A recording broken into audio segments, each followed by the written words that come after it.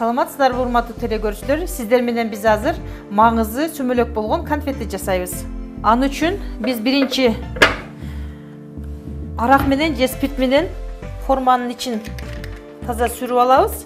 Себеби эч кандай май калбаш керек. Болбосо конфеттер формадан чыкпай калат. Мына форманы тазалап алдык, жакшылап сүрүп. Эми андан кийинки этап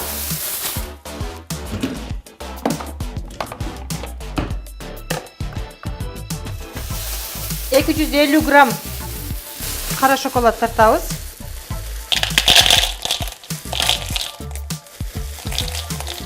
Мындан соң бизге да керектелүүчү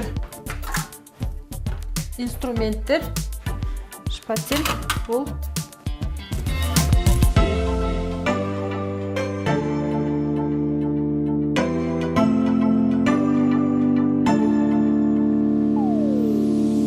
сөзсүз түрдө эми кол кап кийиши зарыл.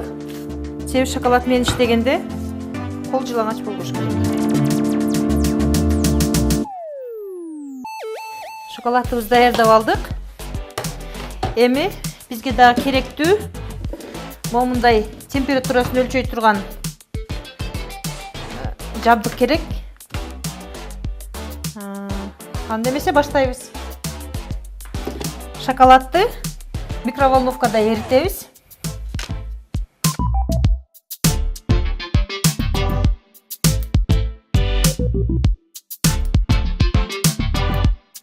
Шоколадды темперациялоо деген ар бир шоколаддын температурасы аркылуу болот. Кара шоколаддын 45-50 градустун өлчөмүндө эритебиз. Бат-баттан алып аралаштырып туруу керек.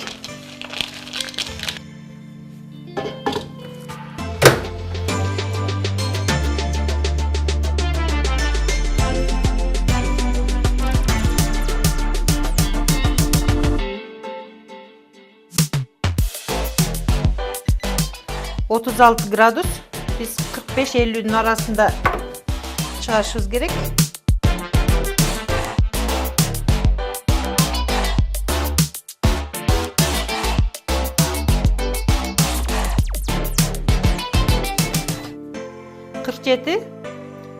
Tureli 45'ten 50'ye çeyin bolsa olur. 50'ye çeyin boluş gerek. Hem biz tez arada bunu mramor doskasına koyup muzdatабыз. Аны үчүн мындай шпатель колдонулат. Мунун температурасын 29-га түшүрөбүз.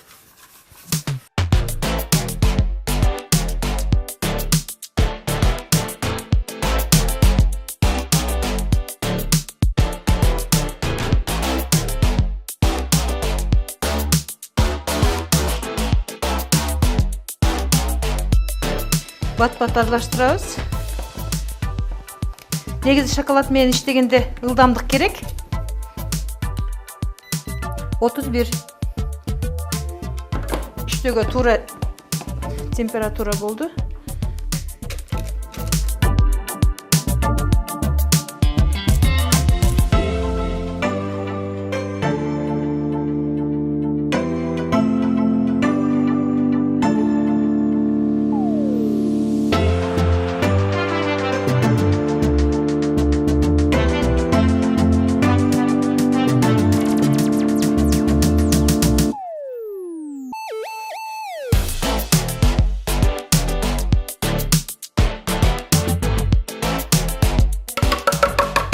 Воздух калбай чыгыш керек, аба калбаш керек.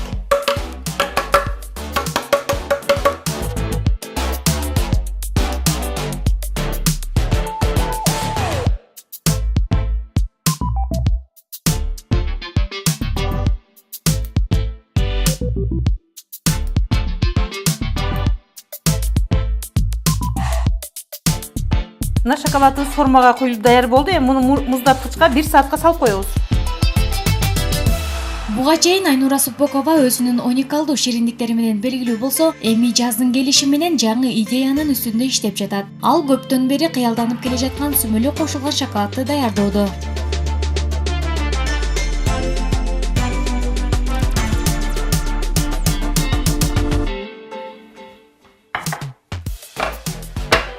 сүмөлөктүн маңызын коюлтуп даярдап алганмын. Муздаткычтатуучу.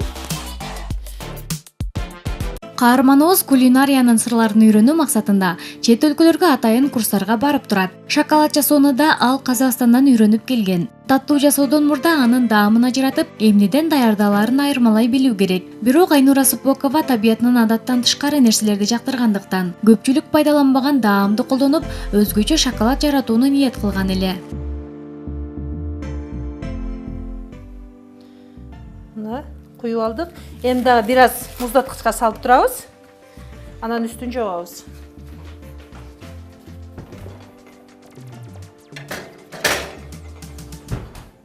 Россия кино жумалыгы деп Орусиянын белгилүү актерлору келип калды. Ошондо биз кафе брейк уюштурган элек. Ошондо кыргыздын улуттук тамактарын дасторконго койгонбуз. Ошондо алар сүмөлөктү жеп ушунчалык таң калып, өмүрү андай даамдуу тамак жеп, даамдуу нерсе жебегенин айтышкан. А мен ошондо айткан элем да, ошондо идея кеткен өзү ушунун шоколаддын ичине сүмөлөктү маңыз кылып жасоону. Аны мен айттым, ошондо менде ошондой идея бар деп айтсам, алар айтты эле, сүмөлөктүн даамын шоколад өзгөртүп, бузуп коюшу мүмкүн. Бул сүмөлөк өзүнчө бир башкача, эч кандай буга кошулманын кереги жок экен деп айтышкан. А мен азыр эксперимент кылып жүргүзгөндөн кийин 100% мен ишендирип айта алам, бул сүмөлөк менен шоколад өтө айкалышат экен даамдары. Экөөнүн арасында бир кандайдыр бир дагы бир башкача сонун даам пайда болду десем жаңылышпайм. Сүмөлөк маңыздуу форманы алабыз. Айнура Супокова тамак аш көргөзмөлөрүндө активдүү катышат. Чет өлкөлүк туристтерди кыргыз элине, анын ичинен тамак ашына болгон кызыгуусун жаратуунун аракетин көрүп келет. Улуттук даамдардын катарын толуктаган сүмөлөктү да мына ушундай максатта колдонсо боло тургандыгын баса белгилейт.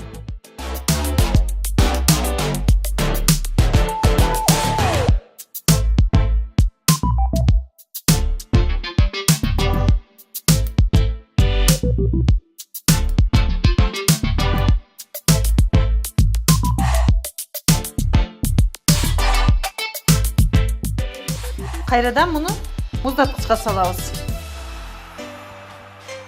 Эң азы 3 саат туруш керек. Андан соң даяр болот.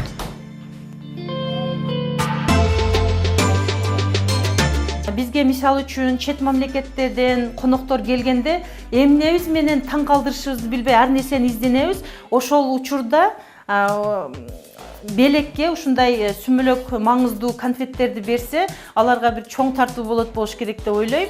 Себеби мунун ичинде кандай маңыз экенин эч ким байкай албайт, бирок даамын сезет. Даяр болуп калды окшойт. Азыр көрөбүз канчалык деңгээлде туура температура болду экен. Каарманыбыз кесиби боюнча педагог. Бирок учурда өзүнүн жан дүйнөсүнө жаккан жумушу менен алектенет. Көпчүлүгү убактысын ушул чакан ашканада өткөрүп, дайыма жаңылыктарды издөөнүн үстүндө болот. Шоколадды жасоо үчүн 4-5 саат керек келсе дагы, эринбестен эмгек кылат. Айнура Супокова сүйүктүү жумушунун артынан аздыр-көптүр кардар таап калган. Бирок анын максаты өзүнүн ишкердигин жүргүзүү эмес, тескерисинче элге нукура, эч кандай кошулмасыз азыктарды тартуулап, сүмөлөктөн жасалган конфетин кыргыз таттуусу катары чыгаруу болуп эсептелинет. Мына биздин маңызы сүмөлөктөн жасалган конфеттерибиз даяр болду. Бул кара шоколаддан, ушул эле ыкма менен, ак шоколад менен жана молочный шоколад менен да жасаганбыз. Биздин конфеттер дасторконду коздогонго даяр. Адамгерчилиги менен жасаган жумушу дал келген жигердүү каарманыбыздын улуттук тамак ашты байытууга салым кошушуна ишенебиз.